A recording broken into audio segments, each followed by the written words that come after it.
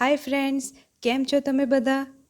આજે આપણે first time પનીરનો ઉપયોગ કરીને પનીર ભુરજી બનાવવા જઈ રહ્યા છીએ. પનીરની સબ્જી બધાની જ ફેવરેટ હોય છે. ઓલવેઝ આપણે રેસ્ટોરન્ટમાં પણ પનીર જ ઓર્ડર કરતા હોઈએ છીએ, પણ પનીરની રેસિપી બનાવવા માટે ખૂબ જ સમય આપવો પડે છે. માટે આજે આપણે ઇઝી અને ક્વિક એવી પનીર ભુરજી બનાવીશું. રૂટીન મસાલા જે આપણા ઘરે અવેલેબલ જ હોય છે તેનો ઉપયોગ કરીને ખૂબ જ સરળતાથી આ રેસિપી બની જશે. તો ચાલો આ ડિલિશિયસ પનીર ભુરજી બનાવવાની શરૂઆત કરીએ અને સૌથી પહેલાં ઇન્ગ્રેડિયન્ટ્સ જોઈ લઈએ.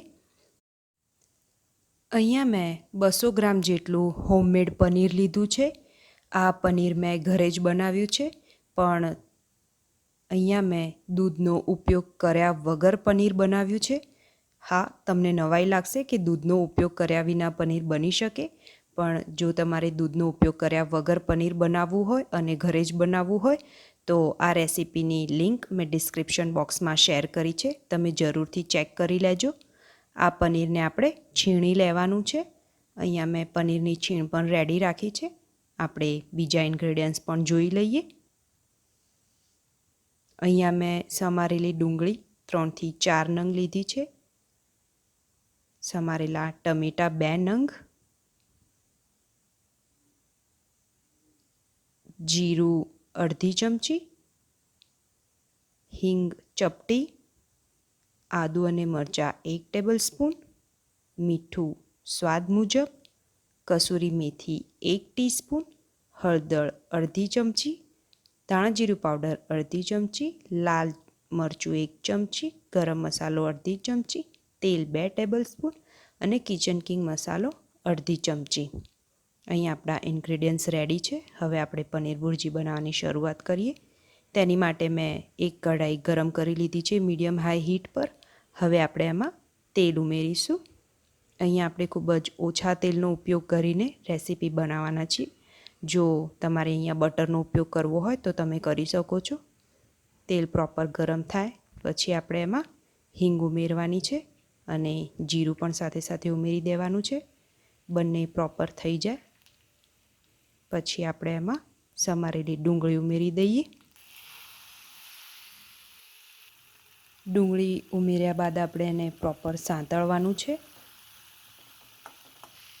અને ડુંગળી લાઇટ પિંક કલરની થાય ત્યાં સુધી આપણે એને કૂક કરી લઈશું.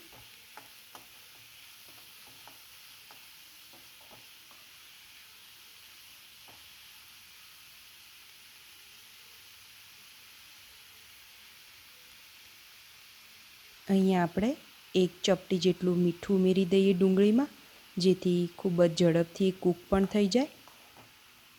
આ એક સરસ એવી ટીપ છે. જો ડુંગળી સરસ રીતે ઝડપથી આપણે કૂક કરવી હોય તો એમાં મીઠું ઉમેરી દેવાનું, જેથી એ ખૂબ જ ઝડપથી કૂક થઈ જાય. અહીંયા ડુંગળીને સરસ લાઇટ પિંક કલર આવી ગયો છે. હવે આપણે નેક્સ્ટ પ્રોસેસ કરીશું અને એમાં છીણેલું આદું અને લીલા મરચાં એડ કરી દઈએ. એને પણ આપણે પ્રોપર મિક્સ કરી લેવાનું છે, જેથી આદું અને મરચાં કૂક થઈ જાય.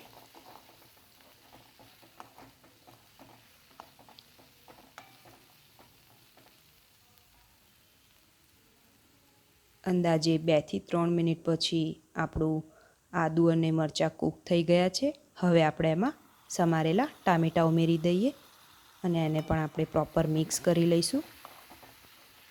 ટમેટાને પણ આપણે 2 થી 3 મિનિટ માટે ચડવા દઈએ અને તેલ છૂટું પડે ત્યાં સુધી બધું જ આપણે પ્રોપરલી કૂક કરી લેવાનું છે.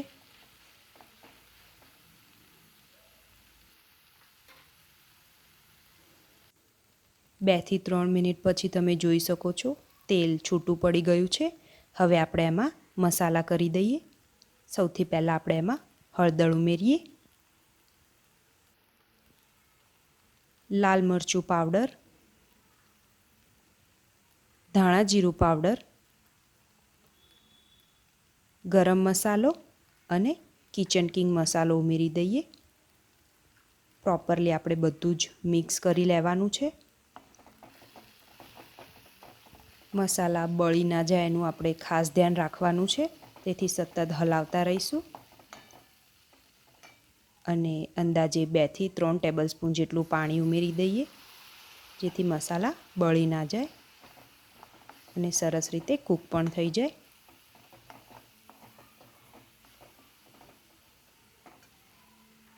અહીંયા બધો જ મસાલો સાંતળીને રેડી છે. છેલ્લે આપણે એમાં કસૂરી મેથી ઉમેરીને મિક્સ કરી લઈએ. કસૂરી મેથી આ સ્ટેજમાં ઉમેરવાથી એનો ટેસ્ટ અને ફ્લેવર ખૂબ જ સરસ આવે છે. આપણે એને 1 મિનિટ માટે કૂક કરી લેવાનું છે. 1 મિનિટ થઈ ગયા બાદ હવે આપણે એમાં પનીર ઉમેરી દઈશું,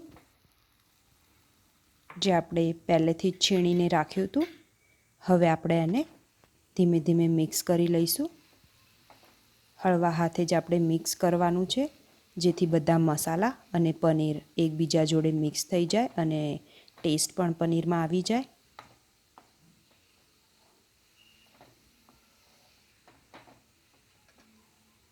અહીંયા પનીર આપણે પ્રોપરલી મિક્સ કરી લીધું છે. છેલ્લે આપણે સ્વાદ મુજબ મીઠું ઉમેરી દઈએ. હંમેશા મીઠું આપણે છેલ્લે જ ઉમેરવાનું છે.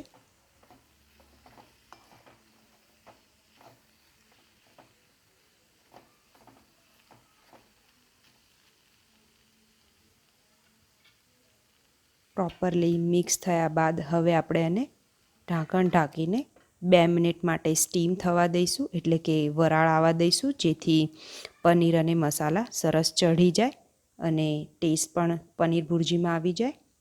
2 મિનિટ પછી આપણે ઢાંકણું ખોલી લઈએ અને છેલ્લે આપણે એમાં સમારેલો મીઠો લીમડો ઉમેરીશું. મીઠો લીમડો નાખવાથી ટેસ્ટ ખૂબ જ સરસ આવે છે, પણ તમે આને કમ્પ્લીટલી અવોઇડ પણ કરી શકો છો. અહીંયા આપણી પનીર ભુરજી રેડી થઈ ગઈ છે. આપણે એને સર્વ કરવાની તૈયારી કરીએ.